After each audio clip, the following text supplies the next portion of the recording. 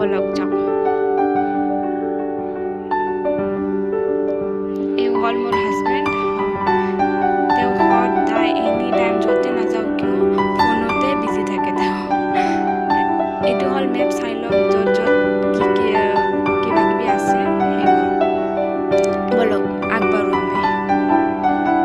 তেওঁতো ফোনতে থাকিব, যিমান টাইম দেখা পাব আপোনালোকে তেওঁক ফোনতে দেখা পাব। কি কৰিবনো বেচেৰা, ফোন আহি থাকে, কামেই তেনেকুৱা তেওঁৰ। বলক আমি ফুৰোঁ। সেইকাৰণে মই য'তে যাওঁ কোনোবা মোৰ লগত গ'লে মোৰ ভাল লাগে, কাৰণ কি তেওঁৰ লগত গ'লেতো মই অকলে হৈ যাওঁ, তেওঁ এনি টাইম ফোনতে বিজি থাকে। দূৰত যে দেখা পাইছে হোৱা হৈছে অম্বা মাতা মন্দিৰ। তাতে বাৰু আজি নাযাওঁ, তাতে বেলেগ দিনা আপোনালোকক লৈ যাওঁ।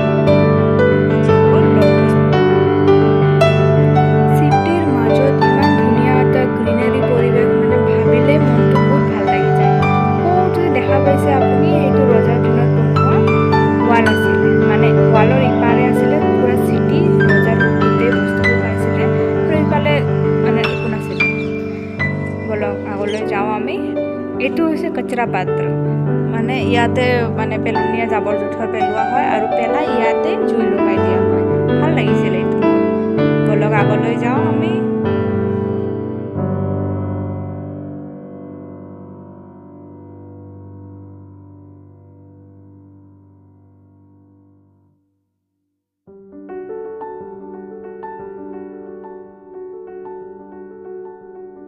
বহুতো যে ৱাল দেখা পাইছে আপোনালোকে ৰজাৰ দিনত, তাতে মানুহ খোজকাঢ়ি ওপৰলৈকে যাব পাৰি, মানে ৱালৰ ওপৰেৰে খোজকাঢ়ি যাব পৰা চিৰি বনোৱা আছে তাত।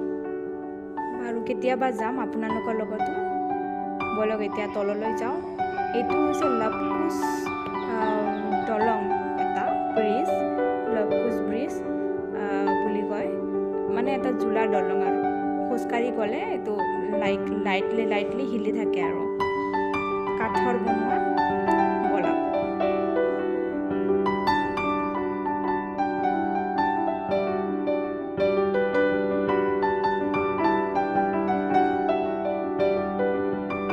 সৰু এটা দলং, ইমানো ডাঙৰ নহয়।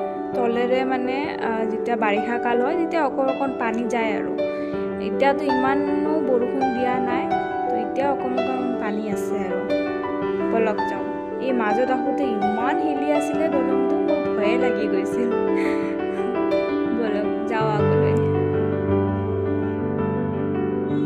আৰু এটা কথা, আপোনালোকক যে মই ষ্টাৰ্টিঙতে কৈছিলোঁ মনচুনত লাষ্ট ইয়েৰ এইটো বহুত ভাইৰেল আছিলে, সেই দলংটো, এই যে দলংটো, এইটো কাৰণে বহুত ভাইৰেল আছিলে লাষ্ট ইয়েৰ।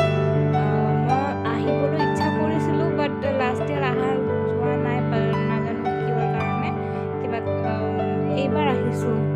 এইবাৰ মই ভাবিছিলোঁ এইবাৰ যামেই যাম, এইবাৰ ফাইনেলি আহিলোঁ। বলক আপোনালোককো লৈ আহিছোঁ লগত। এইটো লক্ষ্মণ ঝুলা বুলি লিখা আছে দলংটোৰ নাম। বলক যাওঁ আগত।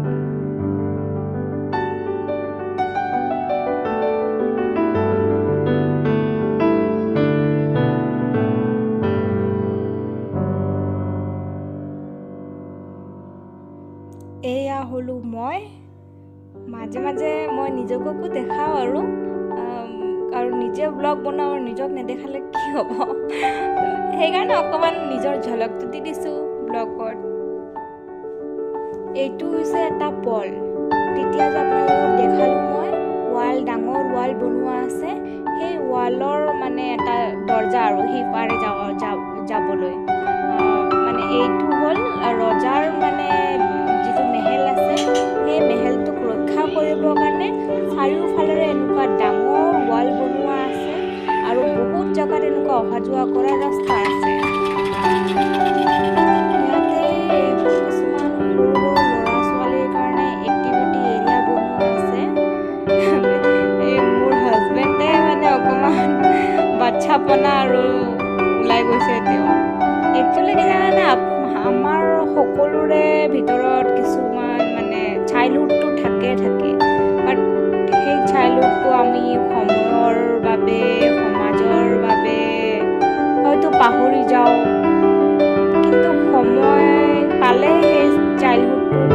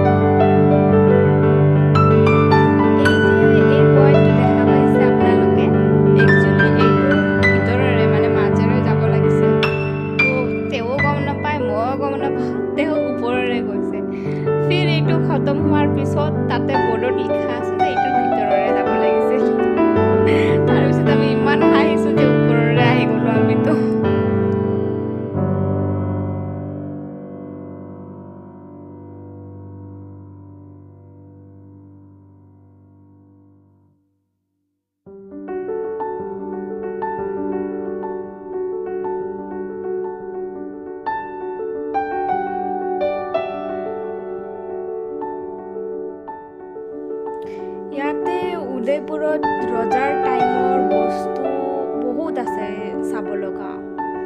মইতো এতিয়া মোৰ ইয়াতে থকা 4 বছৰ কমপ্লিট হ'ব, তথাপিও মই ইমান বস্তু ইমান জেগা চাবলৈ সৌভাগ্য হোৱা নাই। আৰু এটা কথা আপোনালোকক কৈ দিওঁ মই যে মোৰ অসমীয়াটো আগতে একচুৱেলি মোৰ ভালেই আছিলে, কিন্তু সময়ৰ হিচাপে যিমান 4 বছৰ হ'ল মোৰ ইয়াতে থকা, তো আস্তে আস্তে মানে এইটো প্ৰেক্টিছো নহয়, তো লাহে লাহে মোৰ একচুৱেলি পাহৰি যোৱাৰ দৰে হৈছে। কিন্তু বেংগলীটো মই ভাল পাওঁ, কাৰণ মোৰ মাৰ লগত এনি টাইম কথা হয়, তো বেংগলীত কথা হয়। অসমীয়াটো ইমান কাৰো লগত কথাই নহয়। মোৰ হাজবেণ্ড দেখাই আছিলে যে তাতে এটা ৰাম মন্দিৰ আছে, ৰাম সীতাৰ মন্দিৰ আছে, আমি এদিন যাম তাতে। মই কৈছোঁ ঠিক আছে বাৰু, এদিন যাম দিয়া। সেইটো আপোনালোকে দেখা পাইছে চাগে, জুম কৰি দেখাইছোঁ সেইটো। চাওকচোন কিমান ধুনীয়া গ্ৰীনাৰী হয়, ইমান ভাল লাগে। ইমান গ্ৰীনাৰী মানে চিটিৰ মাজত ইমান গ্ৰীনাৰী দেখিবলৈ পোৱাটো সম্ভৱেই নহয়, কিন্তু কিমান ধুনীয়া গ্ৰীনাৰী। এইটো যে পানী যে তাতে আহি আছিলে, এই তাৰে পৰাই আহি আছিলে তাতে পানী, ঝোলাৰ তলত যে পানী গৈ আছিলে। তো আজিৰ ব্লগটো ইয়াতে শেষ কৰিছোঁ। সকলোৱে ভালে থাকিব, সুস্থ থাকিব, আৰু মোৰ ব্লগবোৰ যদি ভাল লাগে তেনেহ'লে লাইক, কমেণ্ট, ছাবস্ক্ৰাইব কৰি দিব। থেংক ইউ, ধন্যবাদ আপোনালোকক।